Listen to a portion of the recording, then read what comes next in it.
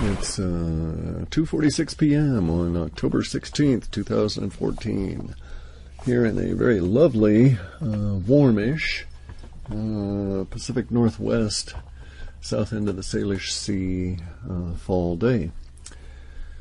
This is a Wuzhou. Haven't done one of those in a long time. Wuzhou, by the way, is spelled W-U-J-O, and it's a derivation of the idea of a dojo. And a dojo is a place. Jo is the word for place. Do is the way. So a dojo is a place where the way is practiced, where you can find the path to enlightenment through the martial arts or whatever. So a Wuzhou is a place where woo-woo is practiced. And this is woo-woo, voodoo, and all kinds of strange shit. So not your father's form of Wuzhou. Anyway, all kinds of stuff going on. We've got a long trail of stuff to get through, so any of it will make sense to anybody. So I'll just sort of start going into it. We'll see where we end up. Universe has been pressing on time on us here in a number of different ways for fucking months. Absolutely months. Doing 2 and 3 jobs continuously, not just myself. I mean, everybody has been under the load. It's sort of easing up a bit, but that's what it has led to no Wuzhou efforts in that period. Just stretching out my back a bit.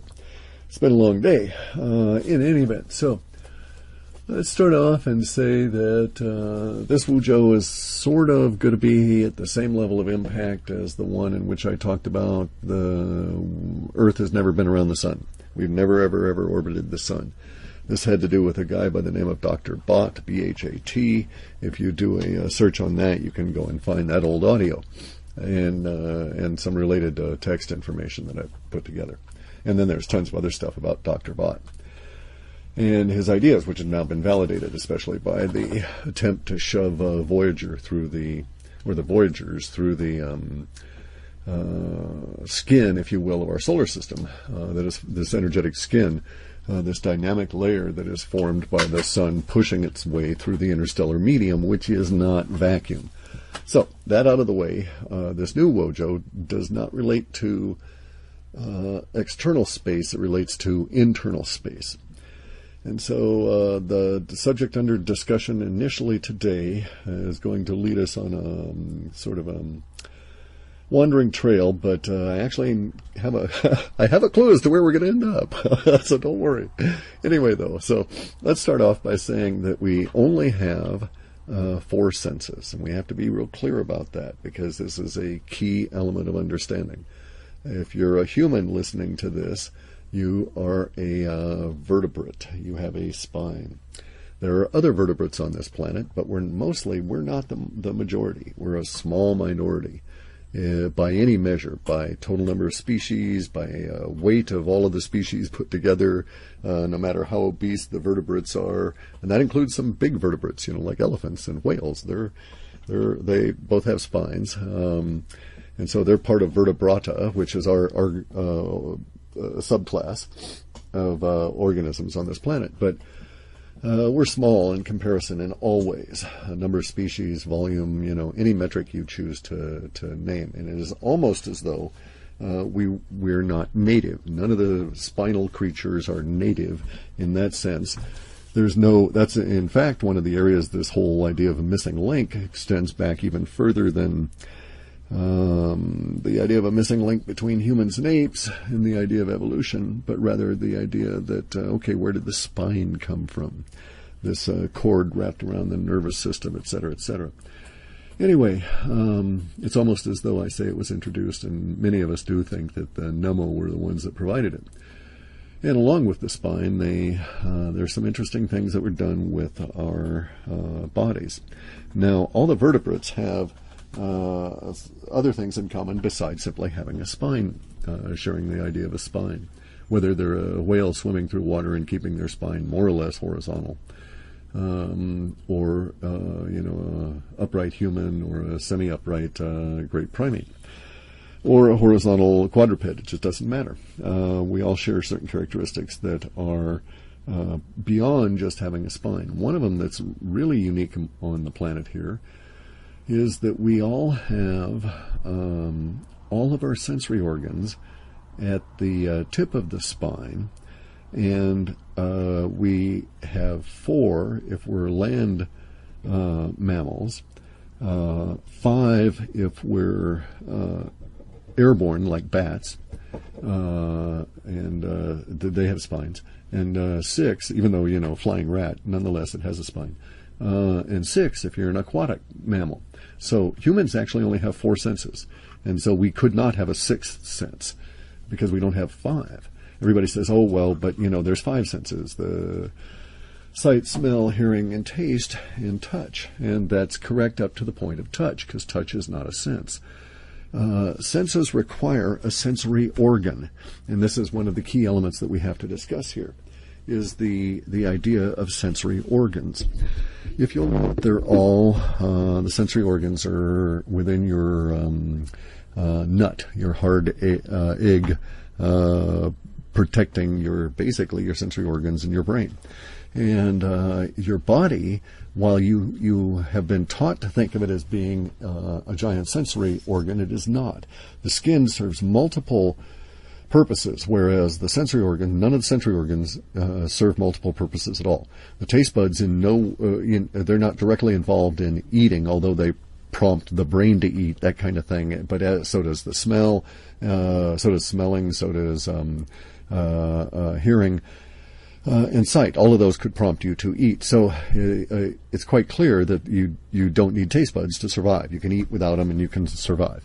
And they're not in any way, their lack is not detrimental to the actual consumption of food. So the sensory organs all provide us a single point of focus that is unique among our constitution, among the way in which our body is put together. Because, for instance, our skin does multiple things for us, protects us from all different kinds of things, pollution, ultraviolet radiation,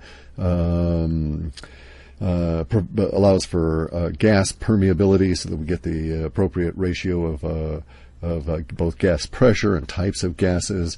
But unfortunately, you can also get pollution that way. All different kinds of things. So the skin is multifaceted. It's one of the larger organs on the body, and it is an organ in and of itself, but it is not a sensory organ. Sensory organs, if you'll note, are extremely focused. Your eyes, all they really do is see. They don't protect the eyeballs, may inadvertently protect the sockets from UV radiation, but it's actually the skin and the eyelids that protect the eyeball. So the eyeball is not even trying to protect itself from UV radiation. It's extremely sensitive and vulnerable. This is true of all of our senses. They have this level of vulnerability in them that we do not see in any other part of our body.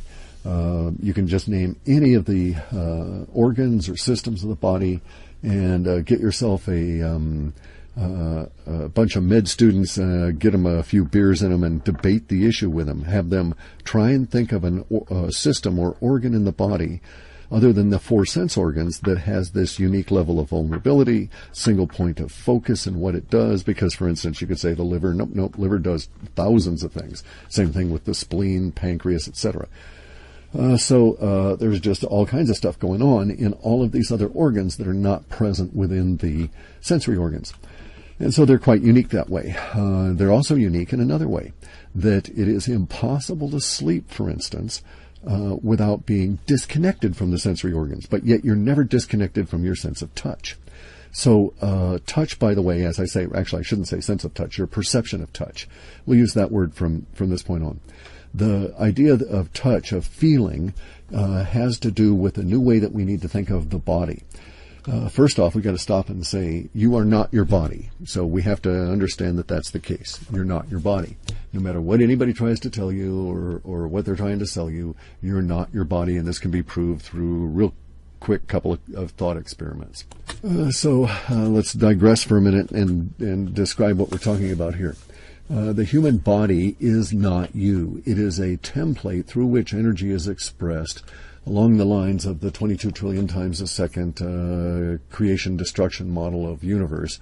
And it's a template through which the consciousness that is you pushes out a unique expression. So your body is unique to the consciousness that is you, and nobody else is using a template that would allow this to be identical to the way in which you are expressing yourself. But we all come from what's known as the universal template that actually is creating all of our atoms, etc., or are the perceived atoms.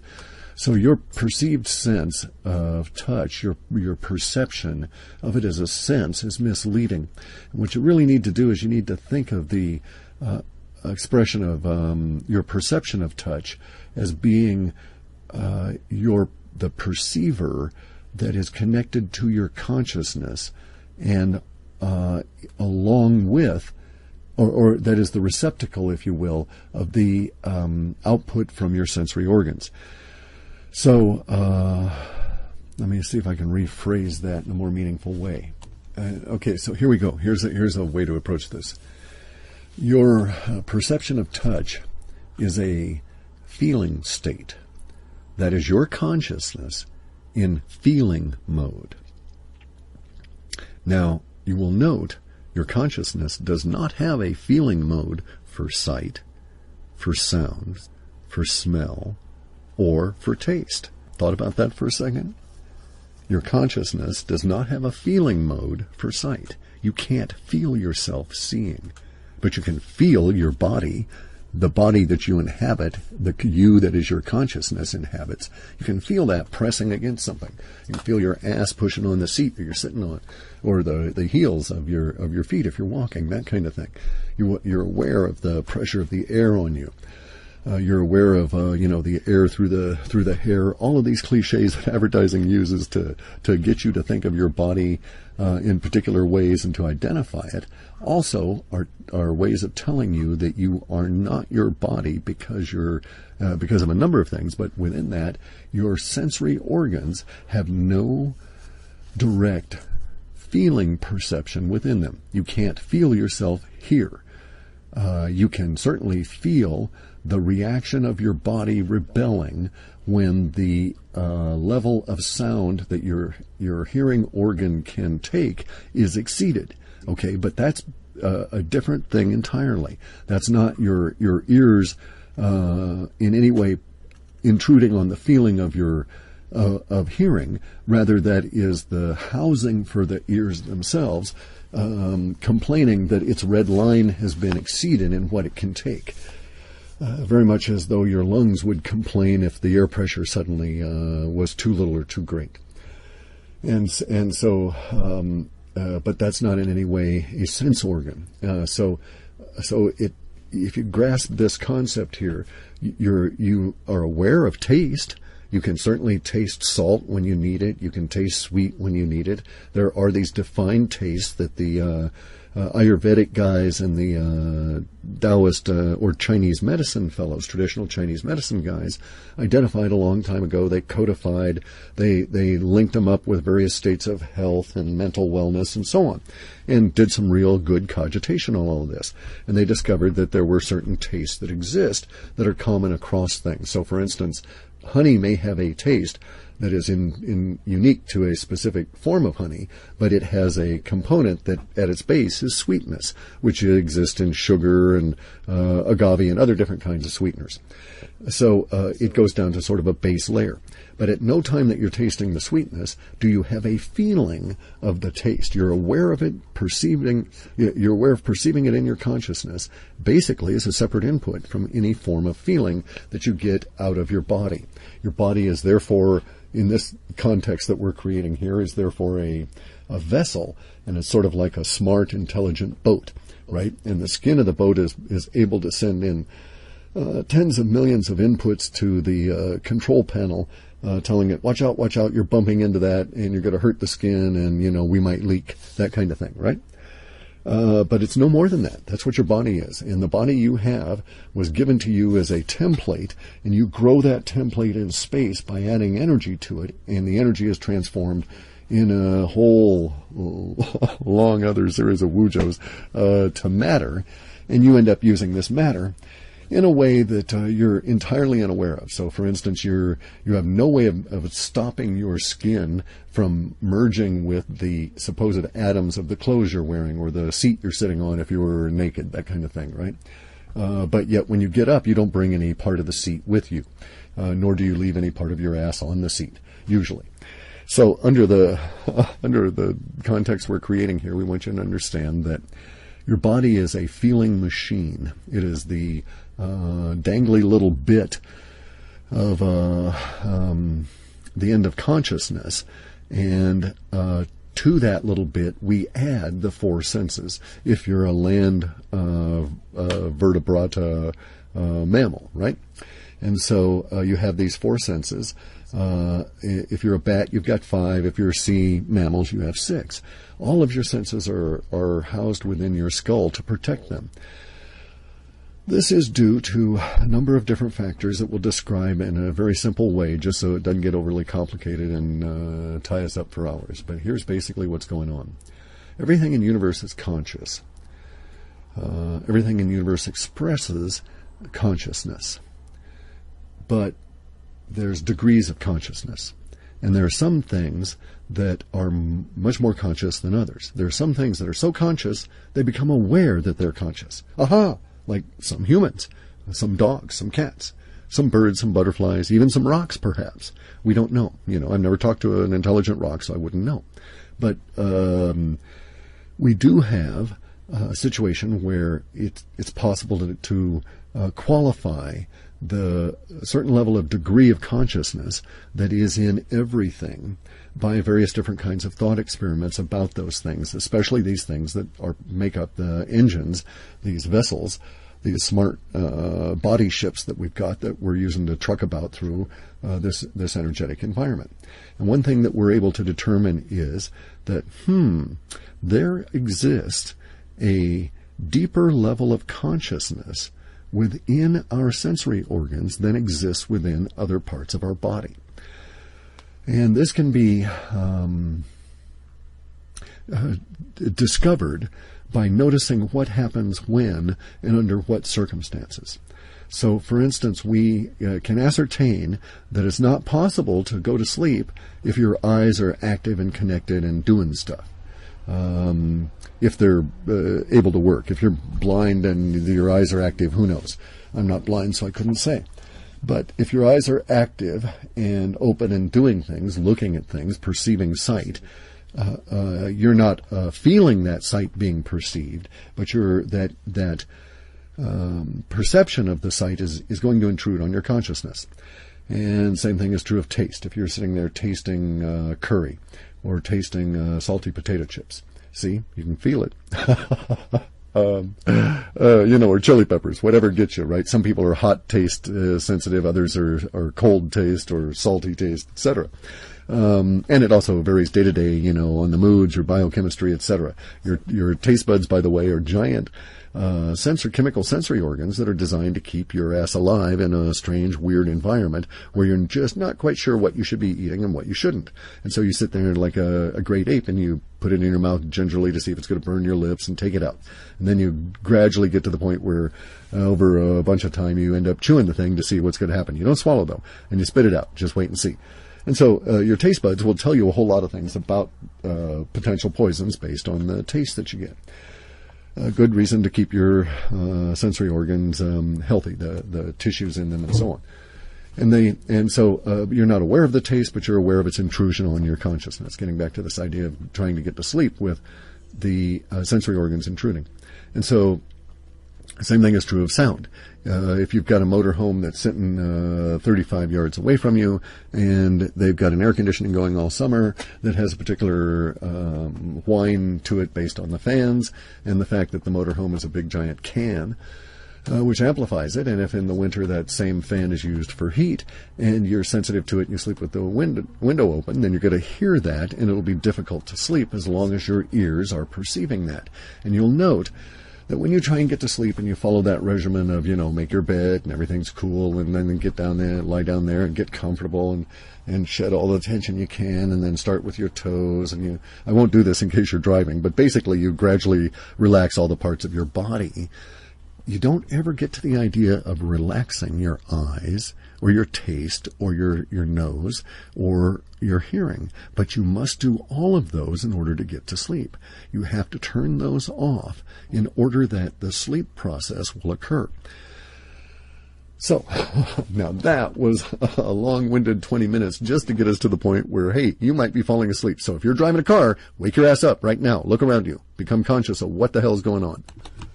So a long-winded way of getting us around to the point where the human body is going to go to sleep. Now, when the body goes to sleep, when that process engages, and we don't concern ourselves with any of the processes that go on, but we're going to have to touch on them briefly. You'll note that, as I say, you have to disconnect from your sensory organs. But that's not true of any of the other organs in your body. Your liver still keeps functioning. Your bladder still keeps filling up, as old people will tell you, etc., etc. Your blood still keeps flowing through your veins. Again, more or less well, as old people will tell you. And so it goes, right? Your hair grows, this kind of thing. None of this stuff shuts down while you sleep. But your sensory organs do. They must. And that's because these little critters have a higher degree of consciousness in them than we do within the other organs. And at some other point in time, if we have the time, I'll go into the details about it and what some real interesting thinking about the sensory organs and how they're created by this universal template and the continuous creation destruction model of universe, what it would tell you about these various sensory organs. But at this point, I think that you might be convinced that the sensory organs are unique, and they have a level of consciousness that intrudes on our general consciousness to a greater degree than our body. Because you can sleep with your liver going and your bladder filling until such a thing, maybe your liver shuts down and that wakes you up, or your bladder fills up and that wakes you up. The latter usually is the more often case. But and so you'll see then that when your body goes to sleep and your sensory organs have disconnected from your consciousness, there you go. You see, that's the clue that you are not your body. You're also not your sensory organs, because they all disconnect from your consciousness. And what is the opposite? What's the other aspect of this duality? When you wake up, you come back to consciousness, is how we rephrase it. But it really should be your consciousness returns to your body again, from where, for what purpose, is immaterial. At this, or not pertinent at this stage of and actually is immaterial, pun intended linguistically, but is not pertinent at this point in the discussion, because we have to keep moving on, because there actually is a point to this, okay? So there you understand that when you go to sleep, your consciousness leaves your body. It is not connected to your body because primarily it has shed its, it's closed down its connection to your feeling, to feeling the body, and then in a different kind of a process entirely, it disconnects from the extra consciousness that comes in through the eyes and the other sensory organs, and you are in a state of sleep.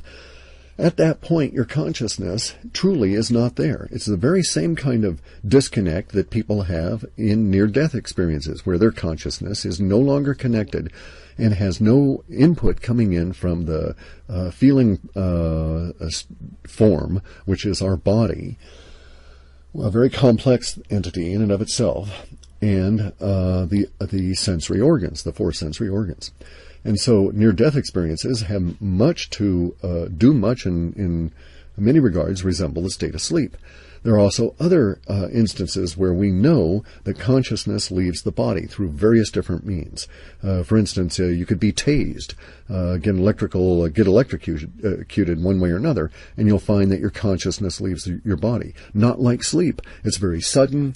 Your sensory organs overload and they shut down, and you are disconnected. And people frequently under those conditions, even though they may not be dead, but might be electrically knocked out, will report much of the same kind of mental input as those people that have near-death experiences. Usually we don't get those sorts of things when we sleep, but occasionally we get intrusions, and we call these things dreams. Now that process of dreaming is another discussion for another time. We have to keep moving on this, but in any event, so let's look at two other forms of having your consciousness leave your body that will convince you that you are not your body. One is being knocked out without like electrocution, but literally being, hit in the head or a concussion wave or something like this.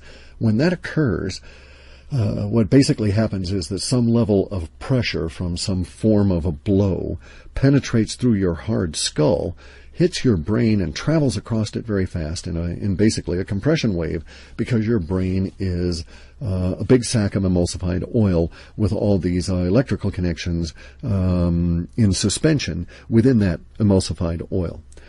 And that's basically all your brain is. It does not store anything. It doesn't have any thoughts. It is nothing more than a giant liquid crystal radio receiver that receives frequencies that we are not able to perceive with machines in the main or in the gross. Okay, some of those frequencies we can perceive with machines, but in the main we cannot dial a machine to somebody's consciousness. Not yet anyway. But theoretically, there's nothing to stop us from being able to do that, because all the brain does is just that. Highly complex. The level of discussion might take years just to explore the surface of it. So anyway, though, when you're knocked out, suddenly you're disconnected because of this compression blow across the surface of the substance of the brain. The energy connections to your sensory organs are disconnected, and you're no longer there. And when you come back, you're maybe overwhelmed by pain and so on, and so it takes a while for your consciousness to understand where it's been and what's happened and so on. But it is aware of coming back to, and then we would think of it in terms of the culture, we would describe it as coming back to ourselves. But really, that's not it. You're coming back to the vessel that you occupy, the little meat sack, the sensitive skin boat that you're driving around in this environment, after having been somewhere else. And we'll leave that somewhere else for another time. Now, there's another kind of, we also, by the way, would see similar effects with epileptics, only they're not totally knocked out. There's, the body still has some automatic control that's going on, and you'll see that in grand mal seizures and so forth. So, but basically, it's also a disconnect from the sensory organs, and the consciousness is not there.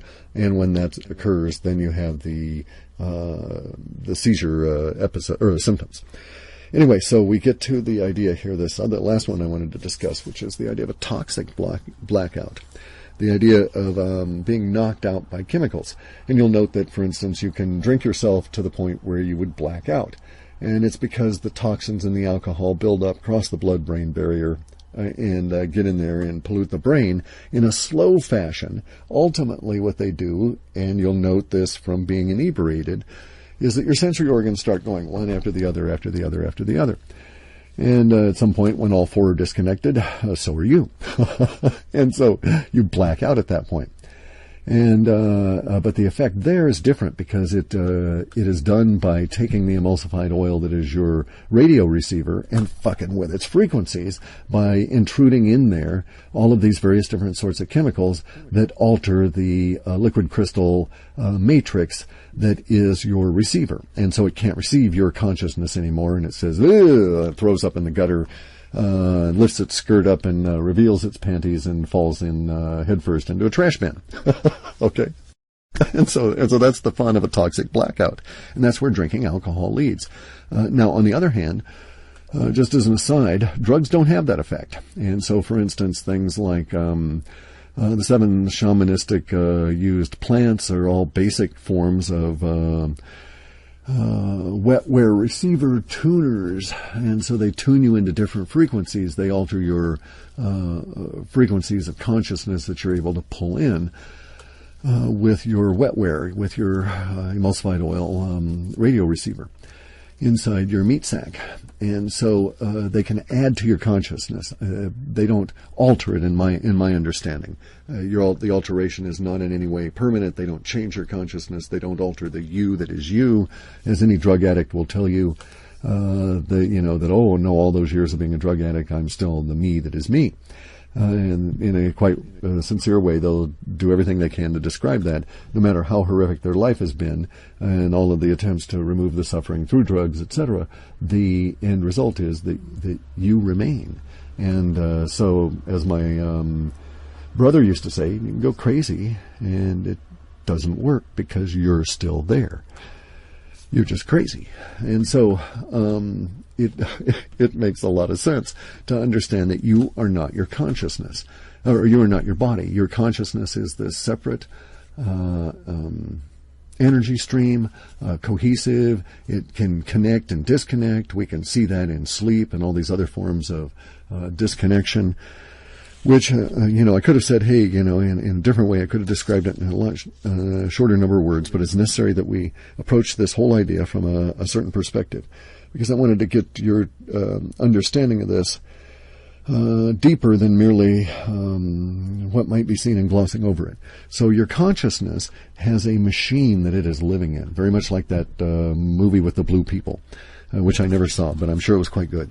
Anyway, your senses are alive in a way that other parts of your systems are not, and we need to discuss that at some other point in the future. But this, as an aside, leads to all these old legends about, when you die, the last thing you see is imprinted on your eyes, and even after you are dead. And I'm quite certain that that's the case, because the consciousness can disconnect, and yet the individual consciousness of the eyes, ears, etc., can persist for some milliseconds longer than that separation. So just as an aside there. Okay, so you're not your body. Your consciousness is a different entity at some level. And so now we can look at our bodies at a slightly different level. We can look at the idea that our brains are just nothing more than radio receivers, and therefore we can receive the ideas that they're tuned in and are capable of receiving. To a certain extent, I think we are all limited, and although we can change and we can certainly grow and progress, seemingly, we might have really finite limitations in what we may be able to think about built into the structure of the liquid crystal perceiving receivers that are our brains. And so I'm certain that that's the case, that there, at some level, we can't think thoughts that we can't think because we're designed not to think them. Strange kind of a thing. Anyway, so I wanted to bring up a couple of strange ideas and then later on connect them up. One of them is the idea of this assault on water.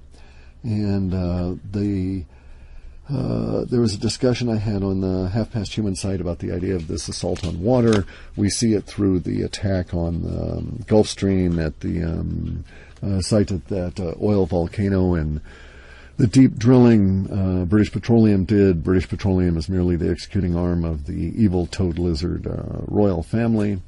And so they did the hit on water in the Gulf. We've got their other arm, which was the 1950s version of General Electric, which had the weird-ass design for a nuke plant, which they put on the coast of Japan so they could destroy it when they needed to. And then we have the assault on the Pacific. So we've got the assault on the Caribbean and the Atlantic via the BP oil. We've got the assault on the Pacific via Fukushima. And we see the assault on surface water, all in the northern hemisphere focused, by the way, if you'll notice. We see the assault on surface water by this intense push for fracking and all these other elements going on that if you look at under the surface and just look at it in a very peculiar sort of Wuzhou way, they all are connected. And that is, they're all connected because one could view them as an assault on a primal source of water. Water that, refused to kowtow to humans, that kind of thing. And one, to this effect, should really read Victor Schauberger's writing in English even, just the few paragraphs about it, about why it's unwise to go and straighten out rivers and build dams and things. I don't have time to go into that at this point. Anyway, what I wanted to point out, though, was that if you'll notice also, I had to go and look for very specific references, so I'm certain I don't have anywhere near a complete list. In the movies that have been coming out in the last 30 years, and a lot of the television that is based on or was precursor to some of the movies, we see this assault on water theme. And so we see it in this movie with Tom Cruise called Oblivion, where there's this nasty thing called Tet, which is a tetrahedron that comes down and wants to eat all the water on the earth. And this is a sort of a remake of the series V, where the aliens wanted to come and take all the salt water on Earth.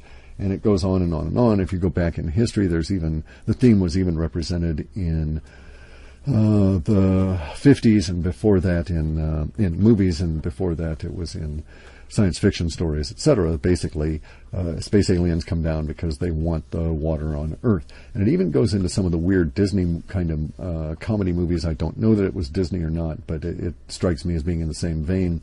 This movie with Eddie Murphy, where he plays both the commander and the vehicle of a space alien. Curiously interesting because of our milliseconds ago discussion on consciousness. In that movie, he played the vehicle, the vessel, the boat. It looked like Eddie Murphy, and yet he was also inside there in a miniature edition along with lots of other people running it, but he was up in the command and control area of the brain, pulling levers or pushing buttons or something to make his outer image perform here in human world. Well, what was the whole focus of that? They were down here to retrieve their device, which went awry, which was sent here to steal our oceans. So even in the comedic approach, it's all here about stealing and attacking and destroying water. I could get into the why of it, but it's because basically water is intelligent. When you're born, you're over 80% water. And when you die, you'll likely die at a level of 40 to 50% water. So if you look at old people, they usually shrivel up and die. And a lot of the death can be attributed to the shriveling up process, the dehydration process, the inability to hold water in tissues the way they did in their youth. We also find that there's all kinds of ways in which humans expire from dehydration in nature and through disease. That fundamentally is a reduction of the level of water in their system to a certain critical threshold, which depends on body type.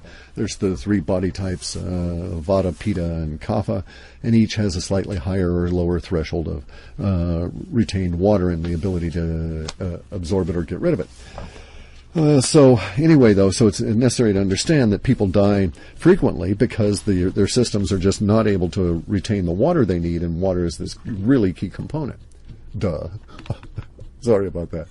And, of course, water is required to maintain the accurate tuning frequency of the liquid crystal emulsified radio receiver that is your brain, that allows the thoughts to come on in. It's required to provide the support for your skin.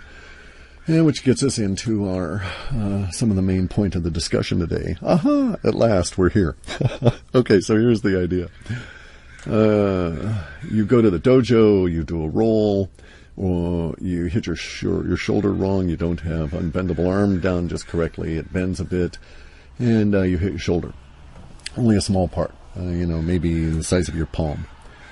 But your body is going to, you didn't do it, but your body is going to send out this universal template that is your body, knows how to do this. And it's going to send out, okay, let's first off stipulate that you're 27 years old at the time. And your body is going to send out a flood of these things called CICs, which are these enzymatic little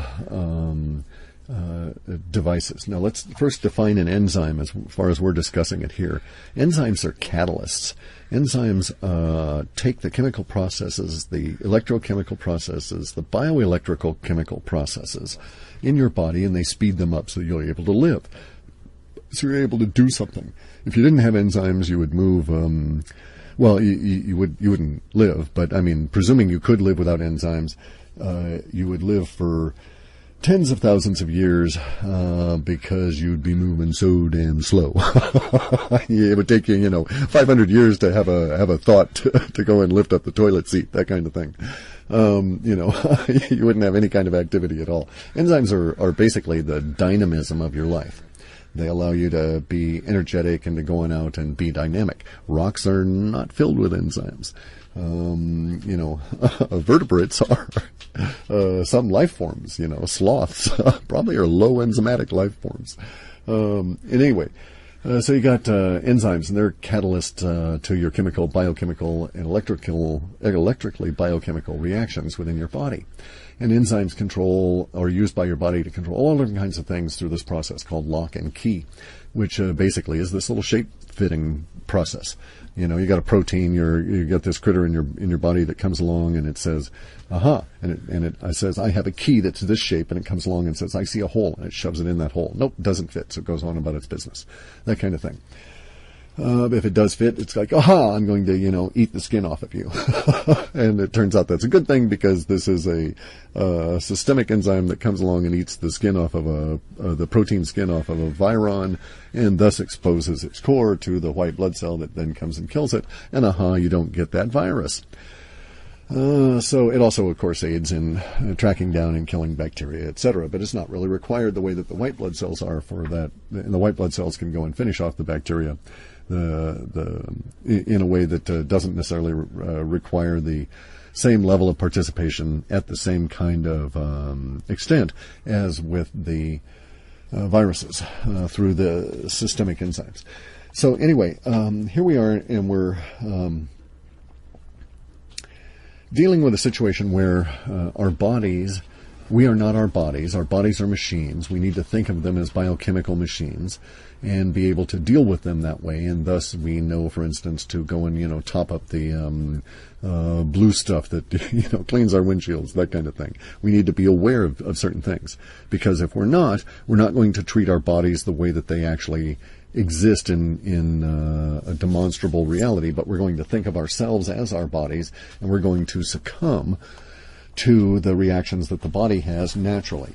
Our bodies are apparently designed to wear out between age 27 and 35 to start that process, because we don't make any systemic enzymes anymore. Systemic enzymes are these things called CICs, as I referred to earlier. When you're rolling on the mat and you hurt your shoulder, or, you know, your wife slaps you upside the head for getting home late and being drunk, that kind of thing, you're going to develop an injury. The body's response to that injury is to send out these CIC enzyme critters that cover your injury area with fibrin. Fibrin are these long chains of proteins that are all bound together like rope, and they're there to make the area rigid so it can be repaired, so that the damage can be undone through cell replacement and so on. And so they sort of are the Chinese workers that come on in masse in Hong Kong and build those amazing giant bamboo scaffolding structures, right, ahead of building the building. And so that's what fibrin does. It's supposed to come on in there and lock everything up and build a scaffold such that all the other stuff can come on in, all the other enzymes can come on in and do their work. And the enzymes come on in and act as catalysts, and they cause certain chemical reactions to occur, you know, clotting of blood or flowing of blood, all of these different kinds of dualities based on the enzyme being there or not, and in present and in volume or not. And that's how your body maintains things. But see, there are certain areas of the body relative to us being here on Earth that make sense from a design viewpoint if you wanted the bodies to wear out. But from our viewpoint, as consciousness using these bodies long after they should have worn out, we should have gone on to another one. They don't make a lot of sense. So, for instance, it doesn't make sense that you run out of systemic enzymes between 27 and 35 and start going to hell. Right? It makes no sense at all, especially if you're going to live to be 80. Well, maybe it takes you that long to die, and you're supposed to go through these processes of suffering such that, you know, so in other words, the loss of the systemic enzymes may, in fact, in some way be participating in cleansing of karma. And we have to recognize that when we go about screwing with things like our systemic enzyme levels, which is actually what I'm heading to propose. Because at the point that you reach the 27 to 35 age and your systemic enzymes production is peaked, it actually gets to the point where it's basically throttled down by your body, because it's going to have to dribble them out over time in order to make you last. And it's not getting any new ones, and it knows that. And so it doesn't have any new ones to send and do things. But here's our problem with this. Is these enzymes are broad in their impact sometimes. So that injury to the top of your shoulder that was about the size of your palm, if you actually were to look at the lattice structure that was built, the fibrin structure might extend all the way down to your elbow and latch onto some tendons that then go on into the forearm and ligaments, and it probably extends all the way over the back over the edge of the shoulder into your latissimus muscle. And so you're going to feel that shoulder injury all the way down to your elbow and all the way into your back as this soreness and this swelling from what is a relatively small little area in your body. And it's done in order to immobilize you and keep you from re-injuring a very sensitive area, which is the shoulder. Now, some parts of your body can take a hit and develop far less of these reinforcing structures. So you can get a good hit on the thigh, and it's going to be maybe the size of a dinner plate. It doesn't have to go all the way down to the knee or all the way up into the butt, that kind of thing. Because the nature of the underlying structure is more easily repaired than is, say, the shoulder or the knee itself. And you'll note how when you hit a knee or an ankle joint, the bloody thing might swell up. If you damage your ankle at a threshold that actually induces fibrin production, you'll note it because all of a sudden it starts swelling, and the swelling will go all the way down to your toes and might reach halfway or more up to your knee from a single, twisted ankle or a bad kick when the guy moved and the stone wall didn't, that sort of thing, right? And you end up with these hugely inflamed and restricted areas. And it's necessary because of the nature of those joints. But the point of that is that when it comes time to clean up all that fibrin, when it is healed, a lot of times that does not occur. And this is where we end up with scar tissue.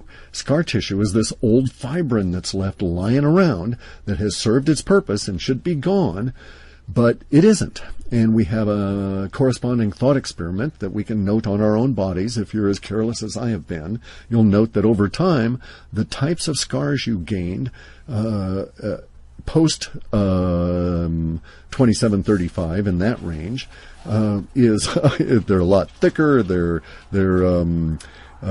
more dense, bigger reaching, more crude, and more troublesome than those scars for those injuries you obtained when you were in your youth. Those scars are, fainter, even though the trauma at the time may have been actually more significant.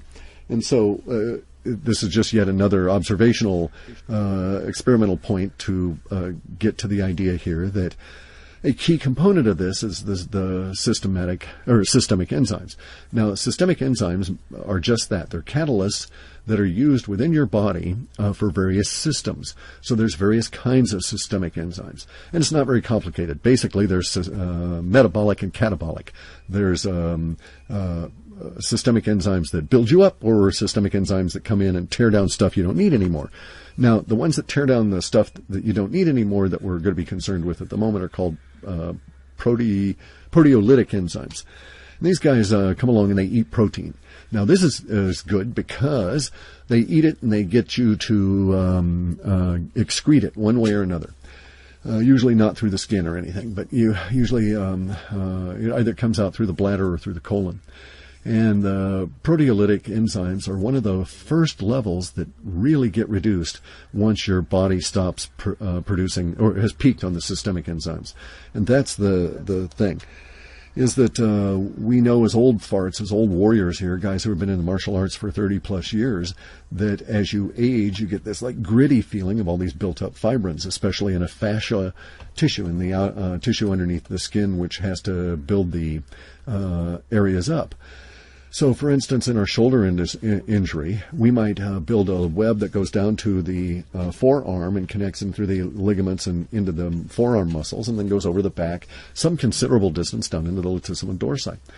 And when it comes along and your shoulder heals up, it's, my shoulder feels good, but hey, your back is ever so slightly swollen, and so is your arm. And what happens is the fibrin in those areas takes forever or does not get removed. And so you have this buildup of fibrin all the time. And so fibrin, by the way, is related to, all the fibrous diseases. And there's some justification for thinking that humans also die. One of the leading causes of dehydration, which down to a critical threshold, is a buildup of fiber at some level, fibrosis at some level. And we can go into all of the cross connections there. But at this point, let's note that you get fibrin circulating so bad that it impacts your lymph system and it impacts your blood. Now, I used to have thick blood in a disease called hemochromatosis because of Irish heritage through my mother, and that has a predisposition to having an affinity towards iron, too good of an affinity towards iron. And so you get what I used to call thick blood, and I could actually sort of feel the symptoms of the disease. It wasn't really a nice thing at all. And it's similar in some ways to the polluted feeling that people get as they age, as the fibrin starts circulating in the blood, and the blood ends up being, as thick as oatmeal when it should just be barely thicker than water. And the old saying, blood is thicker than water, is quite accurate, but not much. You need to have that blood as hydrated as possible. And in fact, frequently, when you run into a situation of high blood pressure and you start feeling yourself getting angry and this sort of thing, hey, down a couple of glasses of water and see if that doesn't help. A lot of times it's, a temporary level of dehydration. Not to say you shouldn't check your blood pressure, all that kind of crap, yada, yada, yada. Anyway, so here we are thinking about altering our meat sacks, our smart vessels, our boats here, just like Eddie Murphy in the movie Meet Dave. We're up in our brains, in our receivers up there driving the little boat around, and we note that, we probably need some more of these proteolytic enzymes to clean the crud out as we go along. Is this a doable thing? Has it been in use? Are there harmful doses? What do we need to know about it? Well, one of the first things you need to know about it is if you're taking any kind of a blood thinner or a anticoagulant, be advised you shouldn't take any of these enzyme supplements without getting your doctor there to watch you take the thing and also monitor, because they work so damn well that they'll make those blood thinners and coagulants work several times better than they should, or than your doctor expects, and so you can bleed out. This is all, by the way, leading up to another conclusion, which we're heading towards, and some of you may have a prescient understanding of what's going on. But in any event, so here we have the idea that we're going to take these systemic enzymes, including the proteolytics, to clean out the fibrin in our system and see how we feel and what goes on. Now, I personally have taken some of the serapeptase, and after doing the research and looking at the mixed martial arts and its history in Japan, and the use of systemic enzymes in Japan to deal with heart issues and all of these other side offshoots, I thought, okay, well, hey, there's no lethal dose. You can eat this stuff until you puke, and all that's going to happen is you're going to have a sore stomach and an abraded esophagus, but there's no lethal dose. And you need a lot of it. That's become my conclusion. I'm very old. I'm 61. And I need a lot of this because I built up a lot of fibrin. I'm just covered with scars everywhere. And also, as I said, I used to have the hemochromatosis, which is the thick blood disease. So undoubtedly, I have a tendency or a predisposition towards a thicker level of blood. So, and I have other clues that go towards that. So in any event, here we are, and we're talking about the idea of adding the systemic enzymes, and one of them that you can take is the serapeptase, or seratiopeptase. Anyway, there's various different brand names. Some people you'll note are taking 1.5 million international units. Other people are taking half a gram of the stuff, and so it just depends on how the manufacturer measures it out. But you need to take, if you're going to take this stuff, and you're old, you probably need to take a lot to build up your reserves, fill up the cup, so to speak, because your body's going to use a lot of it right away. And it does indeed. It alters a number of things. One of the things an interesting side effect I hadn't expected was that it actually it made my brain work better as a receiver because it's cleaning out some of the crud. And when I realized that was what was going on, it's like, oh, okay, I understand this process now. And it's also led to a better level of hydration. I'm drinking water much more effectively, simply because and remember, we started off with the assault on water here. And so, but I'm drinking water much more effectively. I noticed this because there's levels of old scar tissue that are thinning, and as it does so, this wrinkly skin around it is rehydrating and becoming nice again. And so, sort of a nice little good side effect there. We also note, by the way, just as an aside here, that for all the red pill men and their idea that women are peaking at 29, well, hey guys, most females, their systemic enzymes peak at age 27. And so this sort of is a biological clue there that does click in. Anyway, now let's also note that vitamins and certain vitamin-mineral combinations are also coenzymes. They're factors in the enzymes. They're factors in how well these enzymes work. So, for instance, you can have as many metabolizing enzymes as you want down there working on your gut. But if you don't have a specific level of vitamin C in your system, they can't build new gut wall. They can't build the little cells that go on into making the cilia that move the stuff through your gut. They can't build any of the cells that do the absorption. There's not a whole lot they can do because the vitamin C is a required, necessary component to the creation of these cells through various different cofactors with the enzymes that are working there. Basically, it's kind of like saying, you're not going to hire a contractor and try and build a brick wall without sending him to Home Depot. If you can't get the bricks, you can't build the wall. And that's basically what's happening here.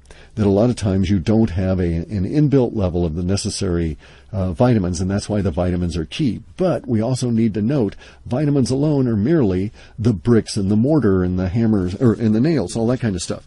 The tools are the enzymes that actually put all that stuff together for you. And so you can have as much of one as you want. Well, actually, you need to have an adequate amount of both, or it just doesn't do you a whole lot of good. And you need to think about how you're going to take those vitamins, because you're going to, if you add the stimulus to your system of the serotiopeptase and these other kinds of proteolytic enzymes, you're going to get a higher level of dynamic activity within your system. And thus that's going to cause you to need more of the enzymes, etc., or more of the coenzyme factors, such as vitamins, etc. So you need to think about doing it a long term.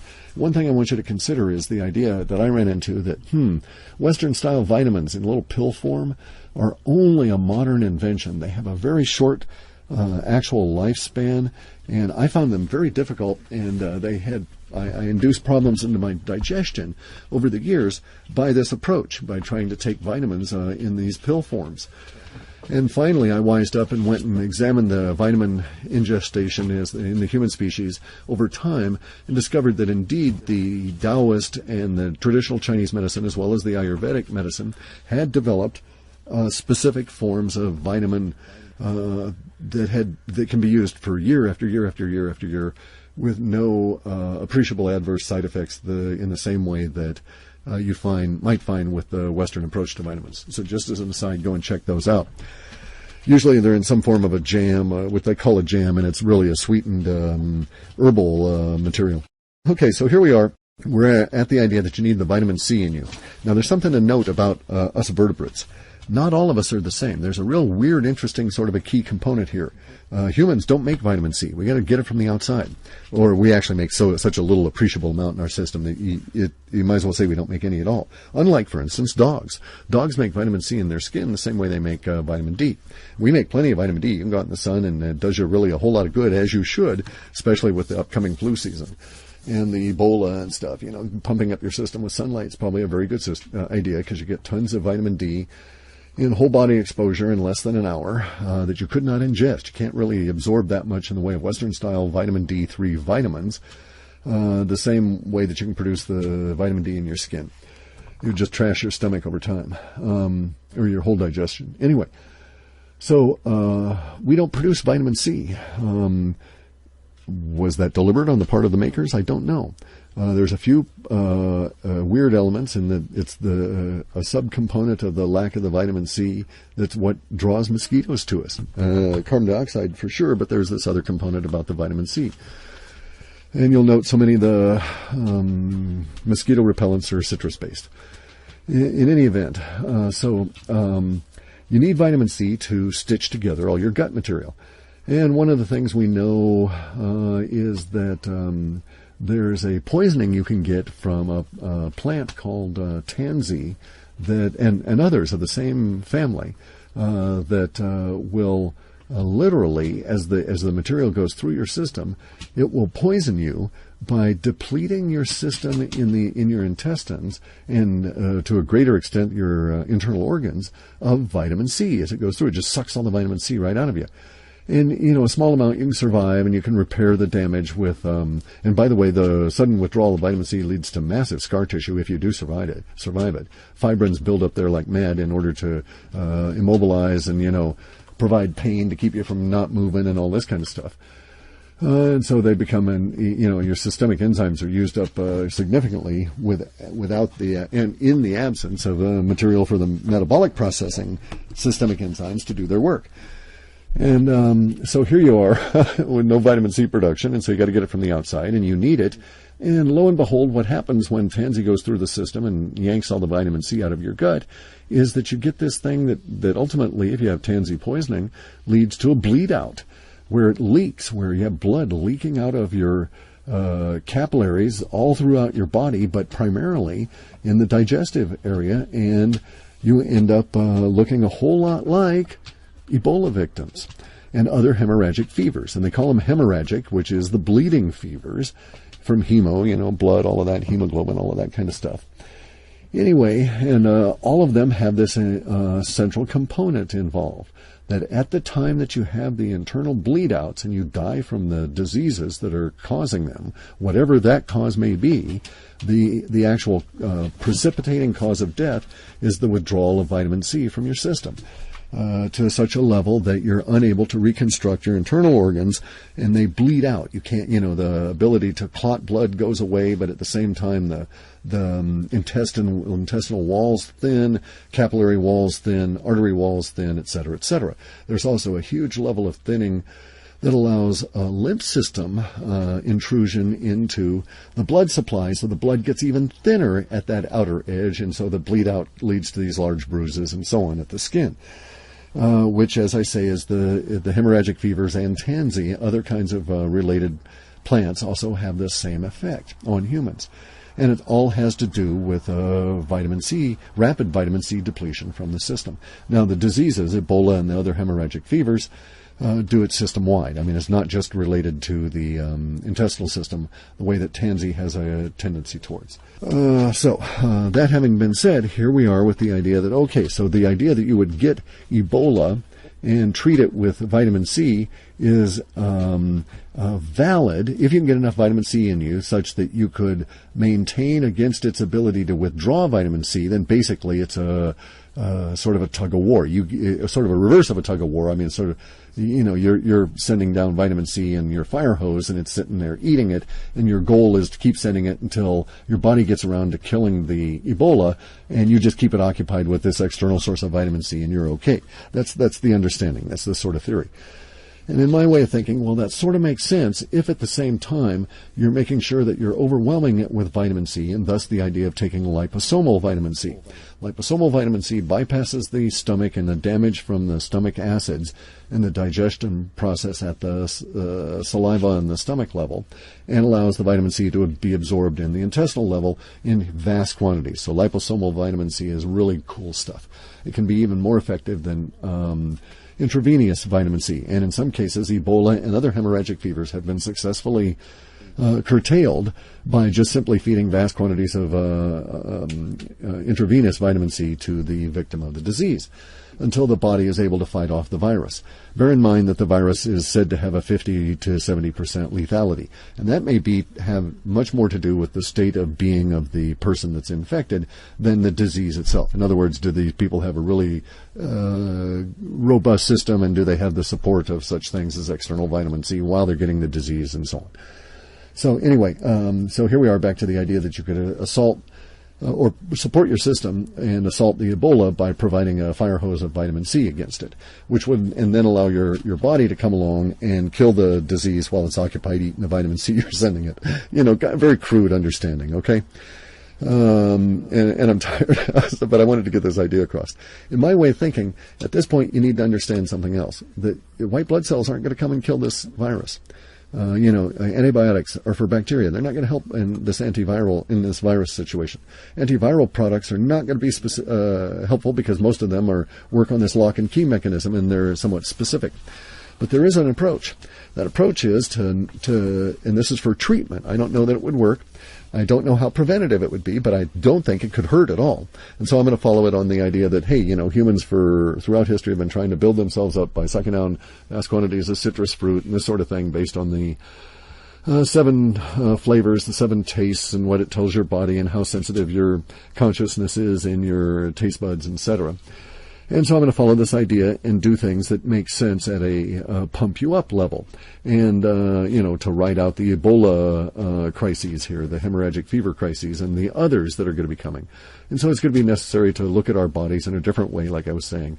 Going back to the idea that we're Eddie Murphy in the Meet Dave movie, and we're walking around in these little spaceships that we're driving that look just like us, only hugely magnified. Anyway, and so we're going to lubricate our bodies and provide them with the necessary things. And one of the necessary things is the liposomal vitamin C, but also is the systemic enzymes, especially those enzymes that, as I say, are the proteolytic, because those guys come along and they dissolve proteins. Well, hey, guess what? When you yank the protein off of a virus, it's exposed and the white blood cells come along and eat it. And the proteins, proteolytic enzymes, such as the serotiopeptase and some of the others, they are lock and keys, don't give a shit. They've got an idea of what the body should have. They look around and says, hey, this is cell wall, XYZ, and I poke you, and hey, you ain't cell wall XYZ. I don't think you should be here. What's your key look like? And then, well, geez, or what's your hole look like? I've got a key that fits it. Okay, so I'm going to eat the protein off you, and hey, white blood cell, come on over here and eat the remnants. The remaining, and white blood cell does, and you don't get that particular virus. And so maybe you don't get the virus at all. And that's really the approach I'm taking, and that is that I'm going to use the internal support. Liposomal vitamin C is really you need vitamin C for a lot of different reasons. Read Linus Pauling's works on it. You need it a lot, but you can trash your gut if you take too much, too soon, too wrong, with too little water, all of this kind of stuff. So you're gonna have to experiment with it. It might be somewhat disruptive to the digestion. You got to be smart about it, especially with the systemic enzymes. You got to be smart about not taking them if you've got ulcers, if you've got bleeding diseases that require you to take, or heart diseases that require you to take various different kinds of blood thinners, or if you're taking aspirins and these kind of things. There's some cautions involved in this approach, but we're in a dangerous environment with the hemorrhagic fever now basically on all the continents. I don't know if it's in Antarctica or not, and that's kind of where we're at. So that's really the discussion, was to get around to the idea of the proteolytic enzymes and the support that they can give you, along with the enzyme cofactors, in this case vitamin C, and also vitamin D. Now we've got to be real clear about this, that there's going to be a nasty flu coming this winter, and we're going to have a very nasty flu season. So it makes sense to build your body up in preparation for this, because you don't want to get the flu, think you have Ebola, go to the hospital with only the flu, and come home with Ebola. Just doesn't make any sense. And the humans are going to be doing things a lot differently this winter. And there's going to be a lot of self-isolation that won't end well. And so we need to be aware of this and do whatever we can to keep ourselves hydrated and get all of our enzymes and our coenzyme factors, and approach it in a rational sort of a form, such that we don't get ourselves into trouble by overreacting and, taking mega doses of liposomal vitamin C and in some way trashing ourselves. That would be awful hard if you look at the lethal doses and stuff. By the way, there are no lethal doses or that kind of thing for systemic enzymes. As I say, you can take them till you puke, and that's all that's going to happen, is you're going to, cause problems for your stomach. That's fundamentally the whole point of the Wujo here, was to just understand these kind of things. The reason of bringing up the level of consciousness and all of this was to get you to understand that you need to approach your body in a different way. If you think about you as your body, you're going to get this weird idea that if some kind of an assault happens to your body, it happens to you. And that's not the case. And so if you do it this way, if you think about things this way, then the you that is your consciousness, which is eternal and can't be altered by the body itself as we would understand it, even over time, in its current incarnation, doesn't get trapped into thinking that it is the body and therefore loses its ki energy, so to speak, its chi or prana or life force or anime, to circumstances just due to the body failing. A lot of the things that are wrong with the body can be addressed, and it just depends on how much energy you're willing to put into it, and this kind of a deal. This is sort of the approach that to another Wujo about this movement that we've found in the data sets that I'm going to get into at some point in the future here, all about physical body regeneration. It's not the idea of living forever. That's not the idea at all. It's the idea of being able to, and it's not transhumanism. It's something even greater, beyond, or lesser than that concept, which we'll get at some other point in the future. But this idea is formed into a number of areas that's percolating through all of the data sets, so it's going to be a real keeper. It looks like it's going to be part of the whole social milieu for the next perhaps 150 years with all the long-term values we see associated with the thing. And it's been very enlightening just watching it mature over these last 5 or 6 years. And it hasn't even started. I mean, it's just still an infant. But nonetheless, it's really gained volumes, and now I know it's here to stay. And like I say, it's this whole rejuvenation of the body meme, if you will. So anyway, I'm tired. I've got, as we say around here, prior to enlightenment, chop wood, carry water. After enlightenment, chop wood, carry water, and do the damn dishes. And so I'm to the damn dishes part of the day. And I've got to get the dogs fed and that kind of deal. And myself as well. Look into systemic enzymes, be advised, be mature, be aware, be self-guiding, be smart. And as I say, look at the duality. You need not only the vitamin as cofactors, but you need them because they are cofactors for the enzymes. And no other reason. If you didn't have the enzymes, the vitamins would be useless to you. And so the trickle of enzymes, so you can take vitamins all you want. You can see some people that react well to them and other people that don't. And it has to do in that basically how filled is their enzyme reservoir. Those people that react well simply needed the vitamins because they've got a full reservoir of enzymes. Those people that don't react well may have had all kinds of vitamins already in their system, but didn't have the enzymes to make use of them. And that's a good sort of an understanding of the duality of of the situation. And we can get back to the idea of what the movies are telling us about the assault on water. I'd hope to get to a further level of conclusion here, but it would take another half an hour, and I just don't have it in me. So we're going to have to postpone that one.